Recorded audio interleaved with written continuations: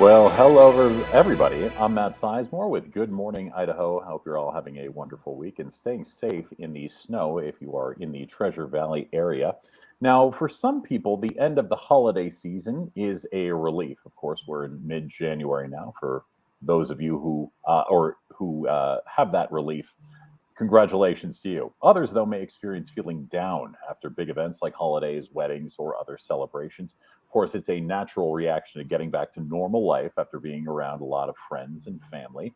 Now, this is very normal and known as the post holiday blues if you're feeling down.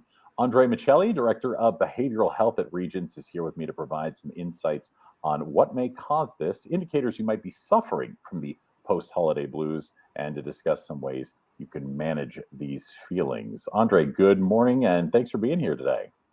Hi, Matt. I'm happy to join you today. Thank you. Of course. So I feel like this is something that is, of course, you know more than me, incredibly common, these post holiday blues. So let's start with what exactly is it? What triggers it? And how common would you say this is?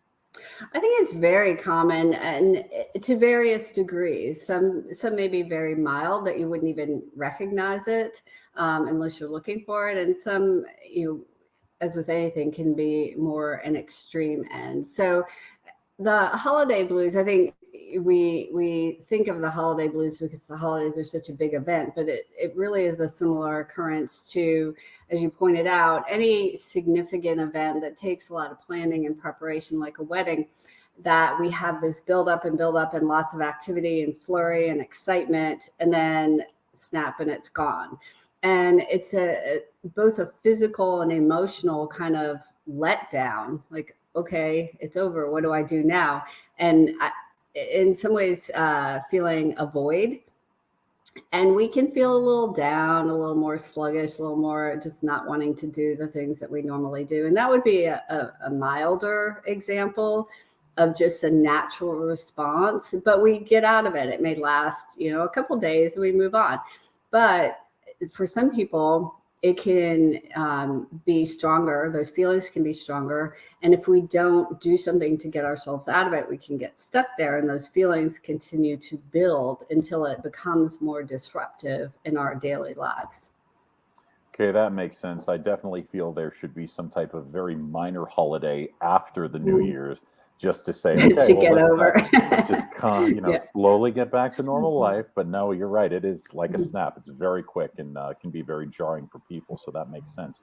Now, this entire month, January as well as February, it's a common time for seasonal affective disorder. So, first off, what exactly would you say, or what exactly is seasonal affective disorder? And how are the post-holiday blues different from other seasonal mood disorders? Mhm. Yeah, seasonal affective disorder is a very real thing. I personally have known people who actually have had to move out of certain climates due to that. And it's really how the environment, the climate, especially if you're living somewhere that has very long winters, cold, snowy, and you're isolated and indoors, it can have a pretty profound effect on us, both emotionally and physically, and cause pretty significant depression in some people. So, in many ways, it's very similar to a post-holiday blues in the feelings of depression and hard to get going and not having the interest in things that we normally like to do. But the main difference is the trigger.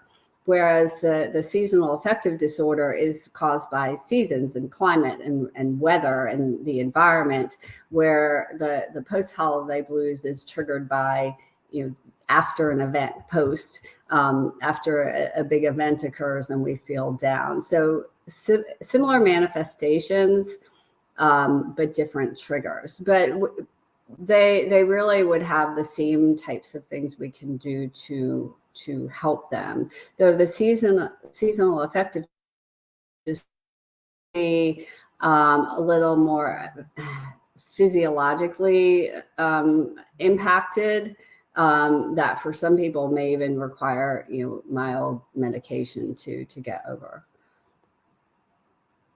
Okay, gotcha. Now, I got to ask, just out of my own curiosity, I suppose you could say, Are there seasonal affective disorders? Excuse me if I got that wrong, but those type of disorders during the summertime, or is everybody just fine?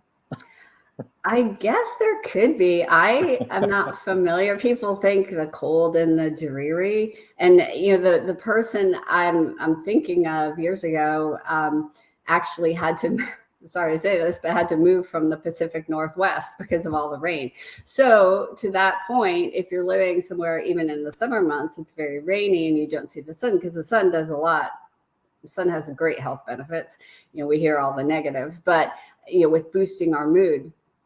And if you're living somewhere that it rains most of the year and you don't have that sunshine to help, and you're prone to something like this, changing climates can help. Yeah, that all makes sense. And the grunge emo movement was not started in Seattle for no reason. So that all makes sense. Now, I think you might have kind of hit on this a little bit earlier, and it makes complete sense. But would you say more people, or are some people, I should say, more susceptible to these post-holiday blues than others? Absolutely. And that it depends or it's dependent on just our makeup. Some of it's personality, some of it's just how our brain is wired, which is true for any illness. Why is some people more susceptible to developing any behavioral health condition, where in a similar way some people are more susceptible to acquiring some medical condition. Yes, there are some things that we can do to prevent it, both medically and behaviorally, but some of it is just, again, how we're wired and how our body is made. So knowing that I might be a person who's more susceptible is a red flag to say, hey, I need to take some extra steps to do some prevention so I don't let it overcome me. Okay, that completely makes sense. Now, I guess let's get to this really important thing, possibly the highlights of what are some of the things we're going to be saying. But what are some tips on how to keep ourselves mentally Mhm. healthy if we could be susceptible, or even if Mhm. we're affected in any way? Mhm. Well, I think first and foremost, taking ownership of it, recognizing that it exists and it's okay. It's a feeling. You feel what you feel. You can't help that, but not dwelling on it. And I think if we're experiencing a post-holiday blues and it's a minor, change your focus, do something distraction, plan something else. We're moving hopefully soon, closer to spring. Plan a trip or plan an outing or something that you haven't done in a while. So it changes your focus, which can have a great impact on how we're thinking and feeling. Also, reach out to people, talk to friends, talk to family, anyone you're close to. Getting involved in a new activity, again, can do a lot to boost our mood and change our focus. So it's really in many ways similar to how we manage stress or how we manage any difficult situation. And the more that we do these things on a daily basis and have these tools in our toolbox, the better equipped we are to handle anything that comes, so that we don't let it impact us in a negative way.